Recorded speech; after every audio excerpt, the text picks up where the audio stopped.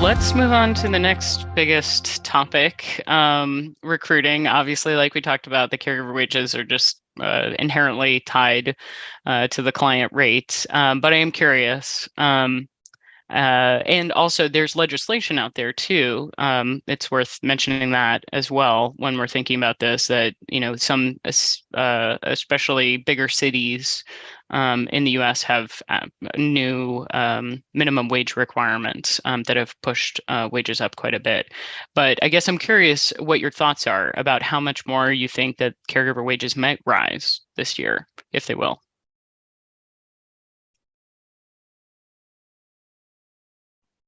Well, we're seeing in California, we're looking at anywhere from 7 to 10% increase in wages as a minimum, I think is what it is. I think a lot of it, like we discussed in our meeting yesterday, is predicated on some of the legislation that's passing. I know that they've got some legislation in California that they're looking for minimum wage of $25 an hour for people working in fast food. The hospitals, they're putting legislation out this year for minimum wage of $25 an hour for hospital staff, cleaning, housekeeping services across the board. So those put wage pressure on us as well. So I think that it's really dependent on some of this legislation coming out, but we're looking at least a minimum of, like I said, 7 to 10% increase in wages, possibly more depending on what happens legislatively.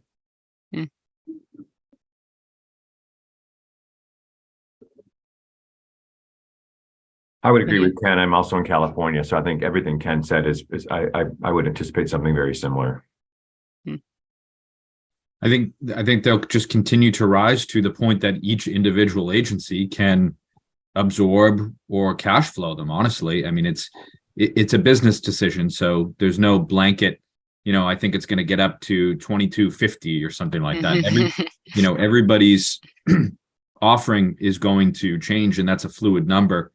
You have to approach recruiting from that perspective that you've got to make adjustments quickly, one way or another.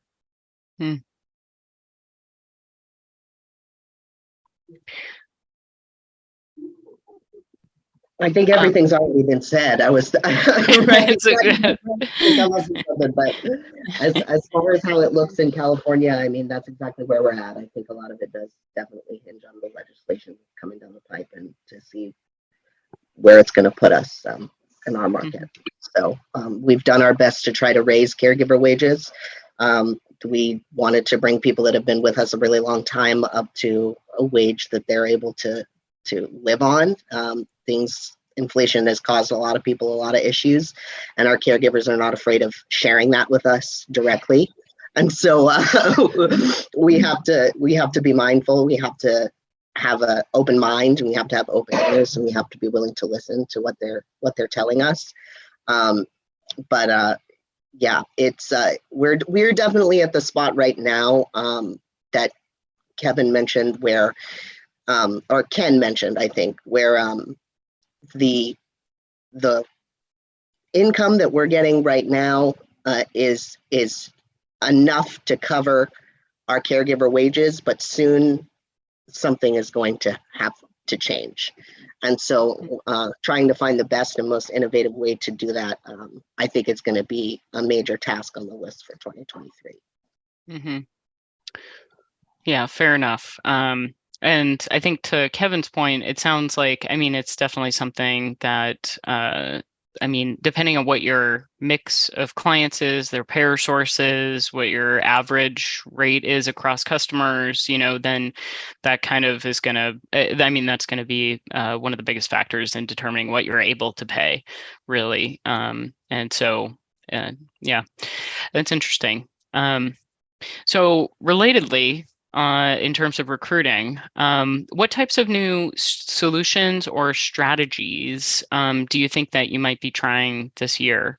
I guess some of the things that come to mind for me is there's the advertising side of it. There's literally putting more money into getting more applicants. There's streamlining processes to get more out of the current applicant pool that you have. Reworking what the story, the pay, the benefits package is to try and be more competitive or differentiated. So I'm curious about what you think that looks like for your agencies. Is it a little bit of everything, one thing in particular? I think for us, it's a little bit of everything. For sure. Right now, we're looking into insurance for all of our caregivers. I think that's going to be one of the most important things that's going to keep caregivers with our agency, because we have had people in the past leave to go work at an assisted living. And that's because they can offer insurance. And so we're finally to the point where we've grown enough that we can start offering this to our caregivers. And I think it's going to help, keep caregivers with us. But also speaking about that, we're working with the gerontology department at Cal State Long Beach. And so we're trying to develop a program where some of the students who are working in that program can come to us. They'll be writing reports for the teacher, for the class, and they'll be doing hands-on work with some of our clients.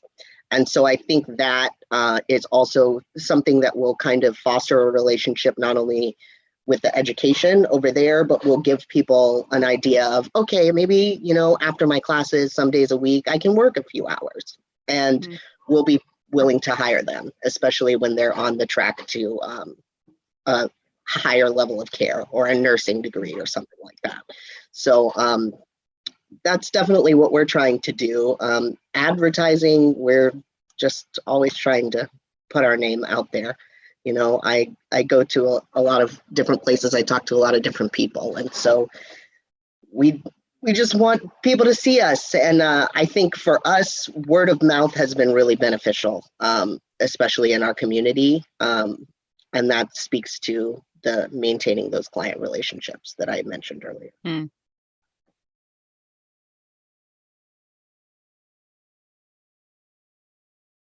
One thing I'll add to what CJ said is, I think, and it sounds cliche, but this idea of, what are you doing to be the employer of choice? And we're competing not just against one another as home care providers, but like Ken was saying earlier, fast food places and hospital environments and so on that hire people with the same skill set. And I think there's we haven't figured out a way to get around, and we're glad for this, that, it really is a personalized business still, with as much tech that's coming into to play, with as much conversation about money, which of course is always going to be king. I think this idea of trying to get people who are bought into the culture and want to stay with you, and if wages and benefits are equal from one place to another, they still have a lot of choice. So what are you doing to sort of keep them staying with you? I think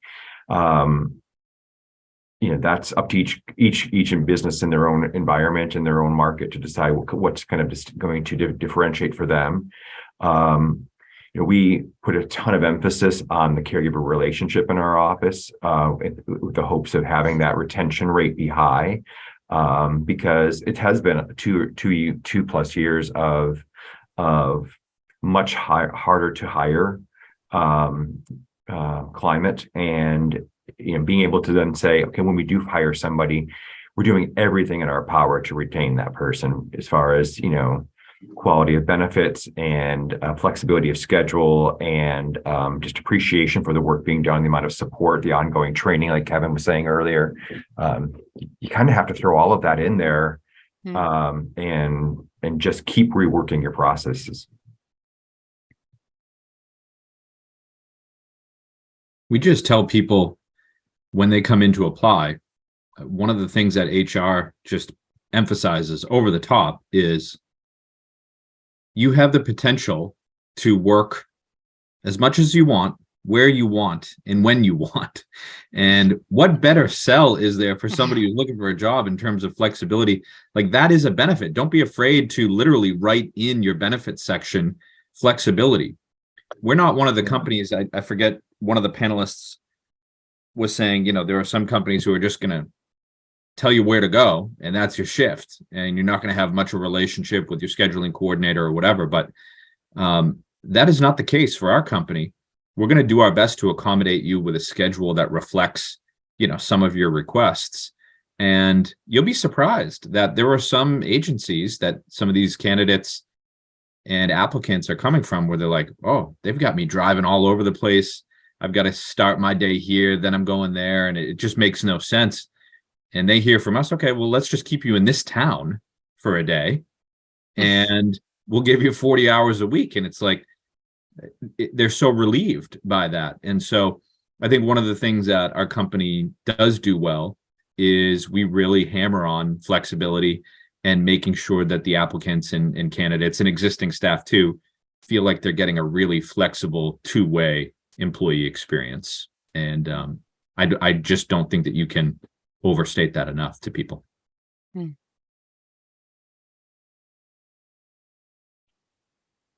Awesome. So it does sound like there's a bit of really a little bit of everything in there. And it sounds also like from what all of you said that there's that you all feel like recruiting is really inherently tied to retention, and they're part and parcel to each other. If you're hiring the right people and investing in retaining them, then that's worthwhile. Essentially for you. It also sounds like there's a little bit of like packaging in the story that is being shared with the candidates that's making some of a difference for you all.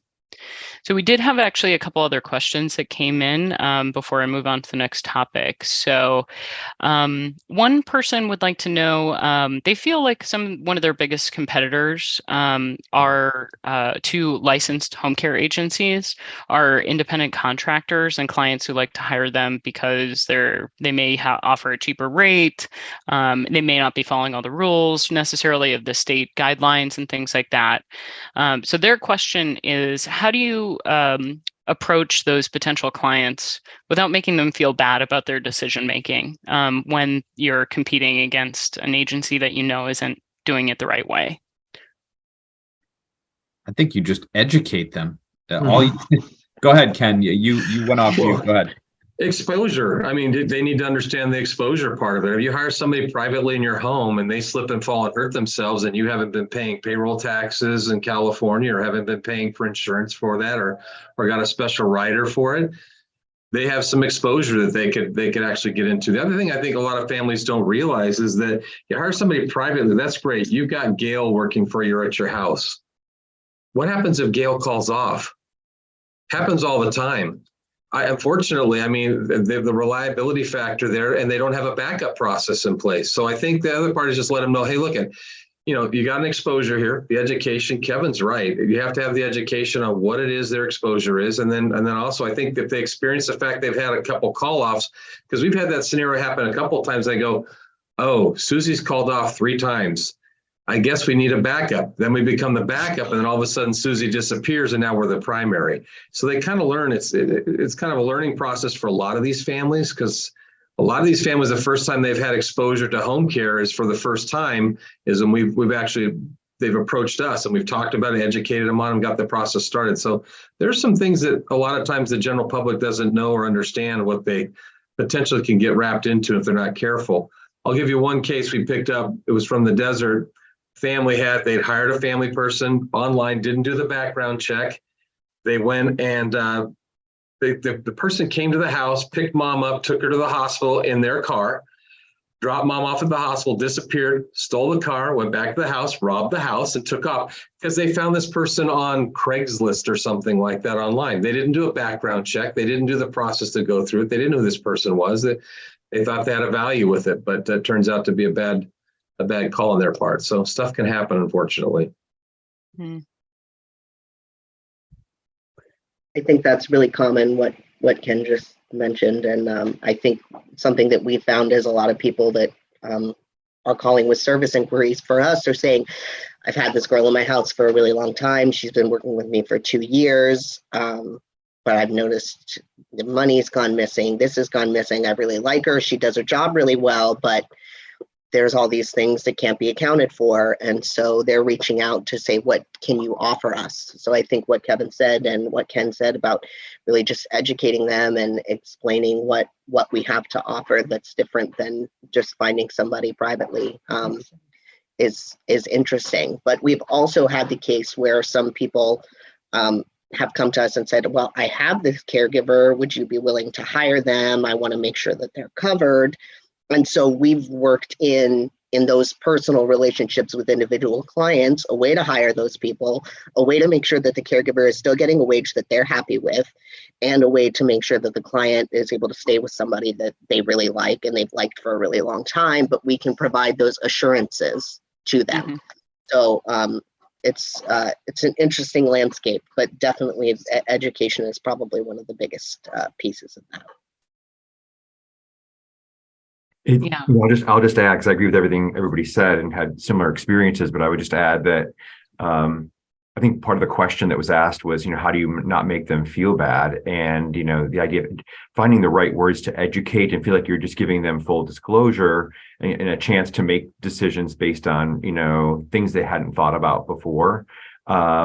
We've had a number of clients that have been with us over 5-6 years where we have been part of a care solution for them, but not the care solution for them. So they'll have family caregivers, they'll have private caregivers that, and we, what we do is we say, look, we understand that you're trying to find a way to make the amount of care you need affordable, but there's a way to have the benefit of working with an agency. As long as you're taking the risk and hiring the people privately and you know what you're doing and you're kind of setting yourself up to be protected, you can still have the benefit of working with an agency that has the backup that you need, can cover call-offs with your private team that when you need it, and still maintain part of the day-to-day, week-to-week care schedule consistently with us. So we've actually found, especially for the people who don't have an unlimited budget and for who don't aren't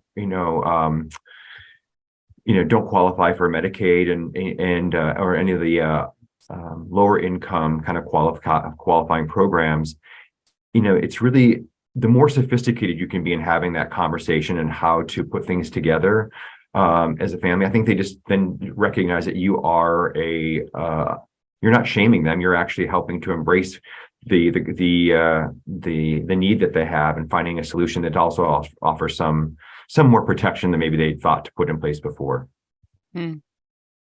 Yeah, I think that's all. That's really helpful. I hope that answered their question. And that really resonates with me. Finding without making them feel bad about it, really just embracing what their situation is now and helping to educate them and try and fit into their constellation of needs as it stands today. So yeah, I think that's really great.